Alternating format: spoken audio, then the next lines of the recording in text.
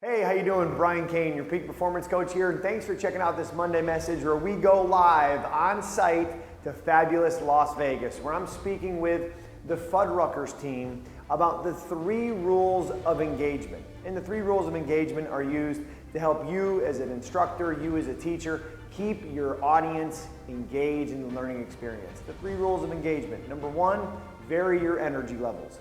Number 2, get people to lock in for 30 seconds at a time and be present, be where their feet are. And number 3 is use a technique called what? Called callbacks. That's right. What's it called? It's called callbacks. Let's go to Vegas and join Fuddruckers. We call these the 3 rules of engagement. 3 rules of engagement.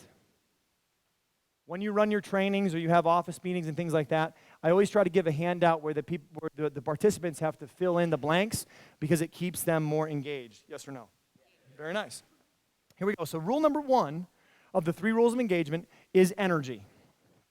And we know that energy is contagious. I'd encourage you to underline that. The question then is your energy worth catching? And once you understand that energy is contagious and energy is a controllable, yes or no? Yes. Energy is a controllable. I'd like you to write this down, this key mindset. Having worked in the Ultimate Fighting Championship, mixed martial arts, how many people know that sport or just familiar with what it looks like? Right, with these athletes get in a cage and they fight 3 5-minute rounds. And I've had the great fortune to work with 5 world champions.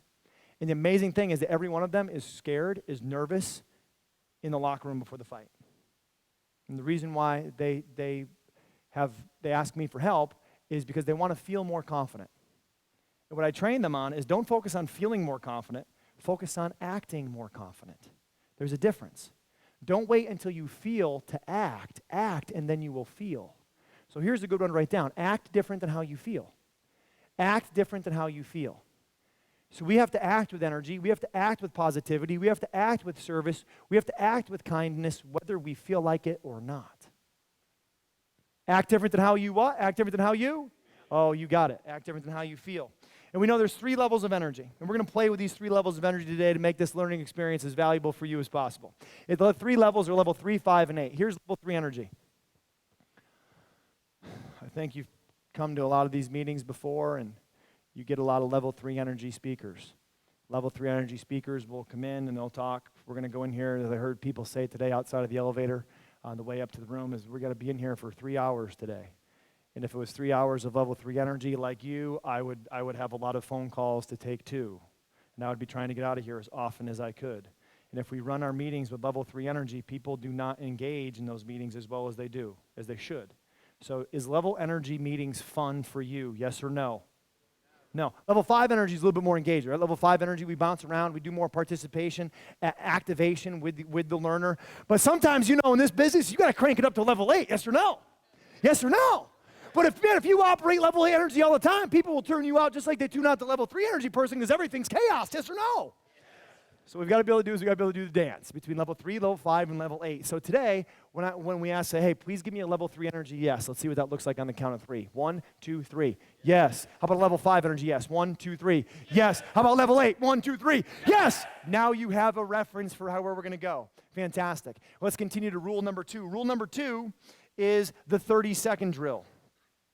So the 30-second drill. And today, just like with your teams back home, today, when I want to make a very important point, I'm going to simply ask you for 30 seconds of totally undivided attention. And when I ask for 30 seconds of totally undivided attention, I would like you to please sit up straight in your chair, feet flat on your floor, hands on the lap in front of you. And actually, this would be a good time where if your back is facing the stage, if you want to slide your chair around so you're facing the stage, because you can write on your manual so that you're facing here, is I want you to give 30 seconds of totally undivided attention. And as you do, please have a straight spine. And here's why. A straight spine is an alert mind. A straight spine is a what? So there's 2 words to write down. Hashtag get big. Get big. Get big with your body language. Have that straight spine. Because the bigger your body language, the better your focus, the better your service, the better your energy. It starts with a straight spine because a straight spine is a what? Alert mind. What's a straight spine? Very nice. Here we go. 30 seconds, totally undivided attention. Ready, set, and go. Ladies and gentlemen, for a short period of time, you can do absolutely anything you want with your levels of attention, energy, and focus. Right now, the focus in this room is different than it was just 10 seconds ago. Feel that. This is what being in the present moment is all about. This is what service at the highest level is all about, is about being connected to the moment and being where your feet are. One burger at a time, one interaction at a time, one customer at a time, one teaching at a time as a general manager and area leader. And you can lock in your focus for 30 seconds. Now, if you use the 30-second drill back home, which I encourage you to do, just keep it at 30 seconds and then let them space out. Let them space out. So go back to sitting how you want to sit, be comfortable. Because in your fast-paced, chaotic world, sometimes you have to have a trigger to be able to get people to focus so you can deliver your message, yes or no? So sometimes what you want to simply do is simply practice, saying, hey, give me 30 seconds to lean about attention. Boom. Hey, that was fantastic. The way that you took charge, just went over there and took care of that. You spilled soda on the floor, went over there and cleaned that up and got it out of there. That's fantastic. I know you've had a lot of things going on today. Thanks for doing that. Give them a fist pump. Boom. And then you're on and they're out. So sometimes the 30 seconds, a lot of times are positive. Sometimes the 30 seconds are behavioral correction or attitude adjustment. But most of the time we want to make them positive. Because here's the one thing about working with human beings. Whether it's athletics, whether it's corporate, whether it's marriage, whether it's teaching, people don't care what you know until they know that you care. People don't care what you know until they know that you care. So how do we invest in the human capital? We've got to have strategies that we use to show that we care. Does that make sense, yes or no? All right, let's rock and roll. Let's continue here. So we know that your focus determines your future. And I think what the Stairway to Burger Heaven does is it helps give you a focus and a process of where we're at and the steps that we take to get to where we want to go. Does that visual that you have help give you a focus in terms of how you're going to increase restaurant operating profit? Does that help, yes or no? Okay, it gives you the steps of where to go. If we look down here to number three is called callbacks. The third rule of engagement is callbacks. And here's what callbacks are. You've been doing them all day, and you didn't even know it. Callbacks is like playing ping pong. If we're playing ping pong, on the count of three, please everybody just sit in your chair, just serve a ball to me. Here we go. 1, 2, 3.